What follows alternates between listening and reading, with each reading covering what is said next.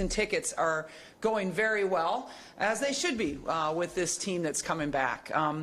One thing that's needed, we all know, for a special season is to have an injury-free season. And I'm sad to report that we do have two preseason injuries to Shatia Wittering and to Sharon Goodman. Both of those players would have fit into our playing rotations this year, and obviously those injuries hurt our depth. But there's still so many reasons to be excited about this basketball team. We're optimistic. I think sometimes we should actually sell tickets to our practices because they have been highly entertaining at times. Our scrimmages have been incredible, and it's been a lot of fun. But when you have one of the most exciting players in the nation on your basketball team, we should all be excited. You've seen the nation's respect this past week. Preseason Player of the Year in the Big Ten, AP All-American, which is top 5 players in America, returning as the leading scorer in America, leading the country in assists. I think sometimes people forget about that, is that not only did Caitlin lead the country in points, but led the country in assists. That's an incredible statistic, and quite honestly, I don't know that it's ever been done before. I think that's something we should probably check out. Caitlin is definitely worth the price of admission. But we also have Monica Czinano. Monica Czinano led the United States in field goal percentage shooting last year. Monica was named to the preseason All Big Ten team as well, one of the top 10 players in the Big Ten, as the coaches and media think. In fact, there's one statistic that's often overlooked, in that Caitlin led the country in field goals made, but Monica Czinano was number 2 in the United States in field goals made. And to have the top 2 in the country wearing Iowa Hawkeye uniforms, they form quite a duo. But we also have McKenna Warnock back. McKenna had an outstanding year last year, led us in rebounding. A tremendous outside shooter. We have Gabby Marshall returning. Gabby Marshall shot 47% from three-point range. Again, our best and one of the best in the country. Kate Martin returns, and Kate may be the most improved starter that returns to our basketball team. Kate's the glue. Kate is one of the best leaders that I've ever been around, and that's over quite a few years. So I'm very happy with Kate. She's been a very versatile player for us and playing a number of positions as well, because we really need to have Kate on the floor for us. Returners, Tomi Taiwo, Logan Cook, also have made significant jumps this summer and will bring plenty of experience as seniors to our team. And then we have some newcomers. We obviously benefited in the transfer portal from Kylie Fierbach, who transferred from Iowa State, brings some Division I playing experience for us, adds depth at the guard position for us. And then we have some freshmen. Sydney Alfarder is athletic. She's aggressive. Can also play a number of positions for us. Addie O'Grady at 6'4" is the tallest woman on our roster, but plays the power forward and the center. It's nice to have a player that size that can come out and knock down threes, and she's capable of doing that. And then A.J. Ediger from Michigan is a strong power forward for us. Our offense, one of the best in the country. Last year, we were ranked number 1 in field goal percentage, number 1 in the country in three-point field goal percentage, number 2 in the country in scoring, number 3 in the country in free throw percentage, number 4 in the country in assists. Those are amazing numbers. So we have a pretty good recipe for offensive success. But as you know, our defense needs to improve, and that's been a point of emphasis since we started our workouts in the summer. Rebounding and defense need to improve. Our schedule, once again, has a great mixture. Playing our 3 in-state schools. We'll be hosting Drake, but we'll be playing at UNI and at number 12, Iowa State. We'll also be playing at Duke in the Big Ten ACC Challenge. We'll be playing USC and Seton Hall on neutral courts on our Thanksgiving trip. So a tremendous schedule. We'll also be hosting Central Florida, which is a new team on our roster and brings back their coach is from Cedar Rapids, Washington, Katie Abrahamson, and also a former Hawkeye. And she has had a great deal of success at Central Florida, so that's going to be also a highlight game for us. So, again, a lot to look forward to, and I'll open it up to questions. You always like to have balanced scoring. Have you ever had all 5 starters capable of maybe going off for 20 points on a given night? Yeah, it's something we've always strived for, and I'm not sure that we've ever really achieved. But this year, there's definitely that possibility, Don. I mean, any one of these players can score at that kind of rate. What do you have to do defensively to be better? I mean, what were some of the things that you worked on this summer?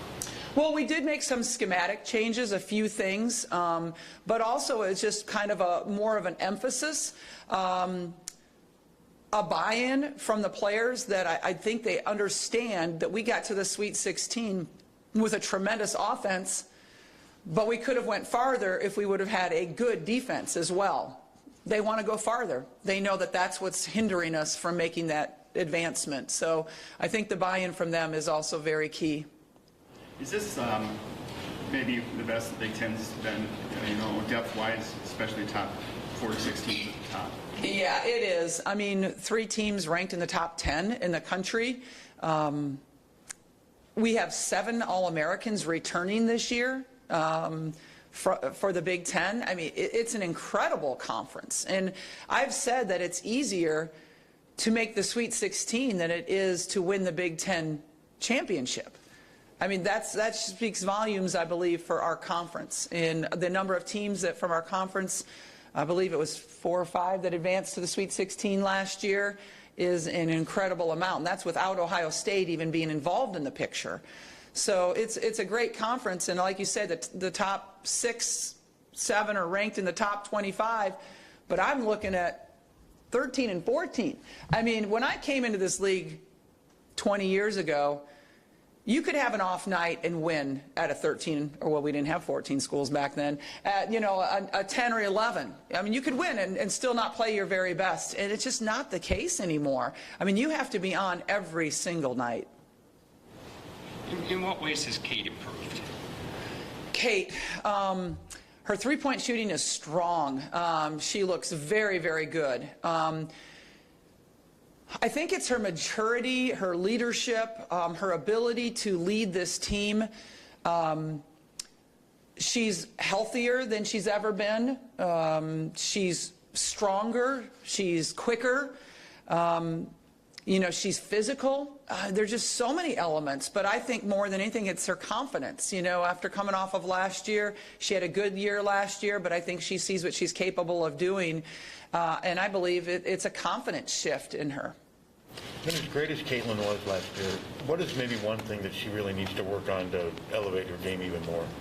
Yeah, I think Caitlin can continue to work on her defense, but also just her ability to score off of a screen, not a ball screen. She's pretty good at that, but coming off of other screens and making those kind of reads. McKenna seems to do just about everything. I mean, led your rebound and shooting threes. She shot like 45%, I think. And then she can handle the ball, plays defense. I mean, that's just a pretty good all-around player for you. Oh, McKenna's a tremendous player. I mean, that's just it. Is that the spotlight is on Caitlin, and everybody knows that. But we have some really good pieces to go with Caitlin, and Caitlin wouldn't be having the success that she's having without those other pieces, and she knows that. And so, McKenna is definitely one of those strong pieces for us.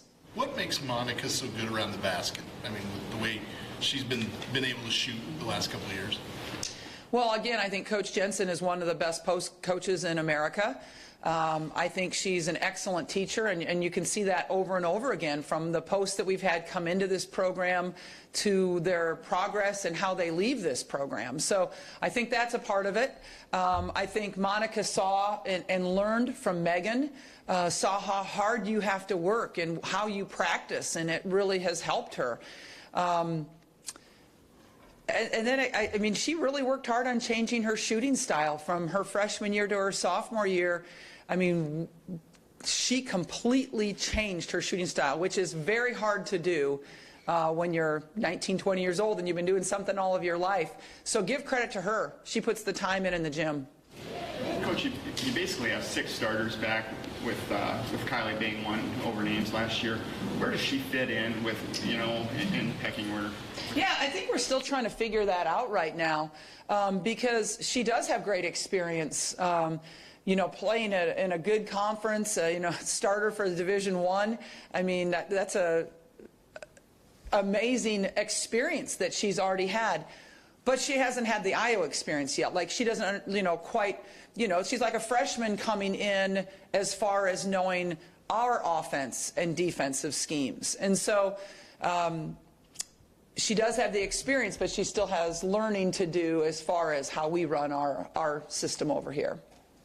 But she's going to be tremendous. I'm very excited about having Kylie on our team. You had 5 players average over 30 minutes a game last year. With the depth you have coming back and then Kylie coming in, obviously, do you feel a lot more comfortable being able to spread out those minutes to other players? Yes, we do. I think that our depth is better this year, especially, like you say, with Kylie and Tommy and Sid and Logan.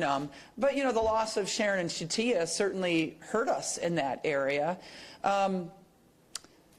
Playing 30 minutes a game is not that unusual around the country if you look. I mean, Caitlin played a lot of minutes last year, no doubt. Would she want it any other way? No. I mean, she wants to be on the court for 40 minutes if she could. But that's, I'm hoping that we can spread those out a little bit more this year. With Sharon's loss of Sharon, does that elevate O'Grady into that kind of that backup role? Where does Logan fit in there? Getting some minutes behind Monica. They both will. They'll both play the 5 position. Right now, Logan is a little bit more ahead of the curve just because of her experience. When you've been around as a senior and you've seen so much and you know things, Logan just doesn't make mistakes. Logan gets out on the floor and you may not notice her all the time, but sometimes that's a good thing. I mean, we have enough offense that we don't have to have her be an offensive threat. We just need her to go in there and play great defense, rebound, and not make mistakes. And that's what Logan does. Addie, right now, is still in that learning curve a little bit. So sometimes I think it takes freshmen and newcomers probably until Christmas, till that light bulb really turns on about our offense. But then when it turns on, it's just like a whole world opens up to them once they kind of fully understand our offense. You say Kate and maybe Tommy might be your best inside-outside defenders, or was that from last year? Kate Martin can guard anybody on the court. I mean, I would put her on anybody, honestly. It doesn't matter if they're, I would even try her on a center at times if they're not, 6'5", but Kate definitely. Tommy, I'm not sure that she could guard a power forward. I don't think she has the physical capabilities to do that. She's very good on the perimeter, though. Tommy is an excellent perimeter defensive player. She gets her hands on a lot of basketball. She's got good anticipation skills, and she gets a lot of deflections. The same with Gabby. Gabby Marshall is, I think, one of our best defensive players for the perimeter position, and does a great job. And she will be counted on a lot this year in elevating our defense. Caitlin said one of her biggest goals is cut down the turnovers, but with her usage rate, that can be pretty hard. What steps have you seen her take over the last couple months to try to cut that down? We play at a high rate of speed, too. And when you play at a high rate of speed, there are going to be a few more turnovers. But I think Caitlin is starting to understand that maybe not to take quite as many risks in transition as she did earlier on. And so she's understanding that a little bit better. But I believe that she and Monica are probably one of the best point guard center duos in the country. I mean, when you look at the number of assists that Caitlin gets from feeding the ball to Monica, it's pretty amazing. We need her to get that confidence in some other players as well. Was there anything last year that maybe pleasantly surprised you? One of the players maybe just going a little bit farther than you thought, or just stepping up, or leading, or with all of them above? I was pleased with everybody. Honestly, I thought last year was such a fun year when you think of, again, what we lost and how young we were last year. And I mean, I was pleasantly surprised with so many people. You know, we had so many people filling in new roles last year, whether it was Gabby or Kate or, you know, Caitlin, who knew as a freshman she could do what she was capable of doing as a freshman. You know, McKenna obviously moving into that starting position. It's just, it's, you know, there's just a lot of people that I thought really elevated their game last year. With being such a veteran team now and, you know, such high hopes, does the experience help? I mean, the quote-unquote target on the back thing, I mean, are they well equipped to handle that going on the road and everything? I think the experience helps, but, you know, we're not used to being the hunted, right? I mean, we're not used to that. Sometimes I feel like we play a little bit better with a chip on our shoulder and people not expecting a lot out of us. And we've talked about that as a team, that we have to change our mentality a little bit and try to, you know, I hate that cliche, but it's true, you know, be the hunter and not the hunted. And it is a mental change that you have to do. Maybe I need to go talk to Tom Brands and talk to him about that. So he's pretty good at it. You played in front of a lot of empty arenas last year. What do you think the impact's going to be, home and away, with fans this season? Especially at home. Oh, my goodness. I can't wait to play in Carver Hawkeye Arena. I mean, our freshmen have already played a lot of basketball and not once in front of a Carver arena. I mean, I can't wait till they can walk out of that tunnel or run out of that tunnel on game day and feel the environment. You know, last year we lost our home winning streak. I think a lot of that had to do with not having fans. We really count on our fans. Our fans are loud, they're knowledgeable, they show up, and so, you know, that really helps provide for a great home court advantage, and we didn't have that last year. So I'm looking forward to having it again this year.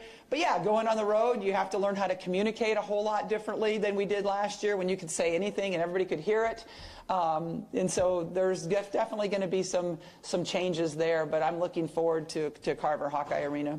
Caitlin seems like the kind of player that could feed off the crowd. Is that? Oh, yeah.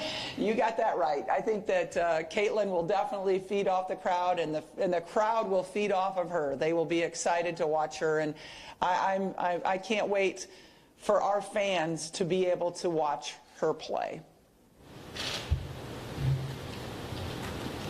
When you're playing November basketball, I know it's not necessarily a shortened off season, but how do your players, especially the younger players, adjust to a lot more travel than last season and earlier basketball than last season? Yeah, last year's was quite easy as far as we only played 4 non-conference games. You know, we didn't really travel very much at all. I think we had, you know, we traveled to Drake, and that was it. I mean, I don't know if you can even call that traveling. So it's going to be a lot different this year, and our freshmen are going to have to adjust to that. I mean, we're going to Cancun for Thanksgiving, which is really fun, but it's also, you know, it's taxing, and you have to learn how to handle yourself on a trip where you're away from Carver and you know, eating different foods and that sort of thing. So there's a lot that goes into that. It's going to be a longer season, having a full non-conference schedule. So it's going to be some growing, but at the same time, I know they can't wait to start playing. I mean, I've heard it already. We're tired of playing against our practice squad, and we have a tremendous group of practice squad guys this year, but they want to play against somebody else. And this Saturday, we'll be hosting Creighton in our closed scrimmage, and then next week we'll be playing Truman State on Thursday in our first open exhibition. Do you have set captains yet for this season? Set captains, we do. Our captains are Kate, McKenna, and Monica. Who picks those captains? Is it you or the players? It's a combination of a lot of different things, yeah. But it's a combination of coaches and players and also just the thought process of what's best for our team.